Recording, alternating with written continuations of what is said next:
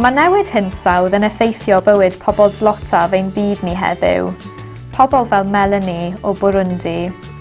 Mae Melanie wedi cael hyfforddiant arbennig mewn technegau amaethyddiaeth sy'n ei helpu dyfu blodau haul, sydd yn golygu bod ganddi mwy o incwm i fyw arno. Ond oherwydd newid hinsawdd, mae ffermio yn anodd yn Burundi, lle mae 90% o'r boblogaeth yn dibynnu ar ffermio i fyw. Fel Cristnogion, mae cyfrifoldeb arnom i godi llais dros bobl fel Melanie.